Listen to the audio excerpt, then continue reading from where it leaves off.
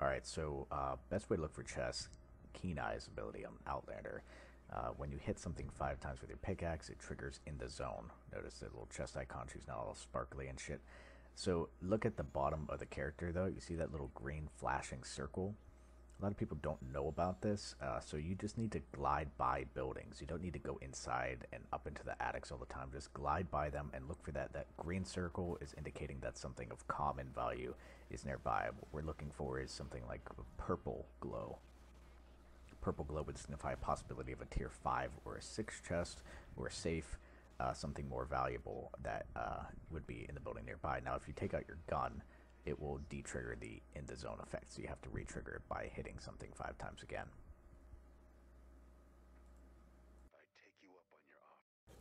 And just to show you guys real quick, here I'm triggering in the zone, hitting something 5 times.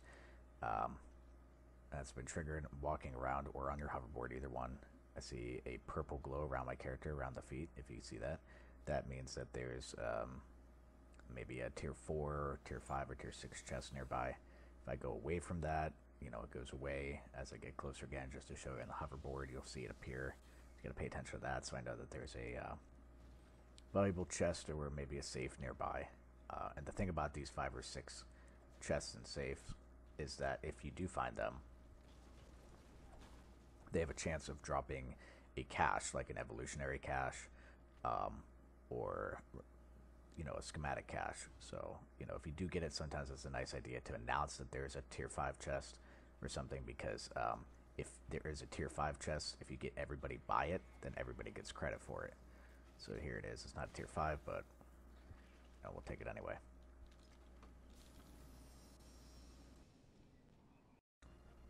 Okay, next few clips are going to be effective ways to deal with smashers, blasters, and takers. So for the smasher, if you're dealing with a smasher on an Outlander character, you can throw down your Teddy ability in front of its charge. If you're dealing with it on a ninja, you can jump over it.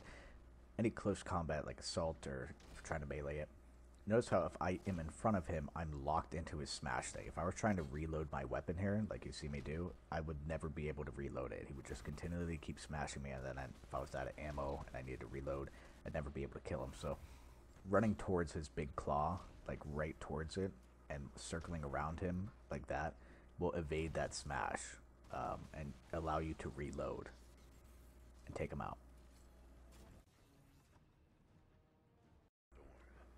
Okay, so taker, let's say you get a taker's attention, wait for him to go up in the air, zoom in towards you, and then you can just build a wall right in front. He'll hit the wall, his attack is used, and then you can just go around and kill him.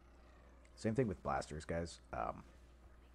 You get used to building walls and stuff. The first couple hits of a blaster you can evade, but the next few are always going to be locked in. So by building a wall, you can block it and then go in and take them out. Alright, so this Storm Shield 1 thing, I didn't realize how good of a tool this thing can actually be for looking for missions, because I didn't really look into it that much early on. But let's say you're grinding for Survivor XP. You can go in here and specifically search for all missions giving Survivor XP. Not only that, you can check mark that box on the right called Duplicate.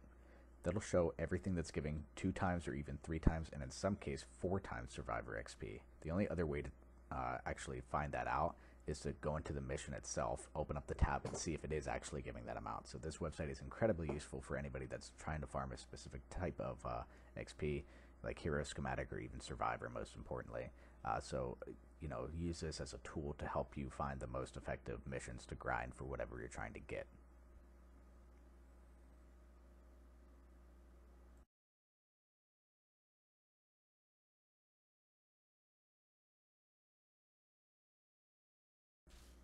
So if you're going into a mission just to farm, whether it be in a map that's over leveled than you or whatever, do us all a favor and put it on either friends only or private only. Don't go into a mission with people actually trying to do the mission and impedes their ability to actually do it, since you're worthless just farming, and you have the whole map to yourself this way. So get in the habit of doing that if you're just going into a mission to farm. Alright, so no real clip for this one, but just keep in mind for these 4-player missions, if you have a full group of 4 people in here, each of those people can additionally summon 1 defender. So you can have a total of 4 defenders if you have 4 players in a mission, only on these 4-man groups. So you can have like a total of 8 things fighting for you, including yourself, the 3 other players, and each of their 1 defenders that they summon. So keep that in mind in case you're doing a more difficult one. You know, they will have some effect. on your ability to complete it. Alright, so don't pay attention to how many supers that I have here. I cracked them accidentally, but it's always a really good idea to keep at least one backup weapon of your main gun. That way if it breaks during a mission, it automatically swaps out for the new one.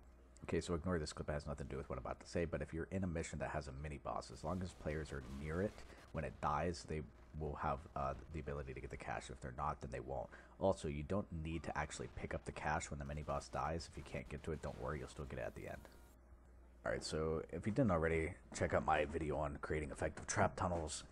Kind of showcases the basics on what you should be doing as a starting point. This is sort of more advanced tip, I guess, but if you didn't already, it's called the rule of threes, or it's referred to that in the game. So basically, as far as creating your trap tunnels go, as long as you, to ensure that they're actually going through the tunnel and they're not going to try and break out a segment of the wall, as long as you build a trap tunnel every 3 segments, then their AI should say that they're not going to try and break through a different segment of the wall. They're instead going to go through the trap tunnel. So just keep that in mind when you are doing a either trap tunnel or just a simple funneling system. Like you don't even necessarily have to put traps in it if you're powerful enough for the mission. You have 4 people, but still, it is recommended that you at least make a funneling system, unless you're extremely overpowered for the mission or whatever. That way, you don't have husks coming in all over the place. You do have them just coming in at the certain points that you have a funneling system at. So you could do that.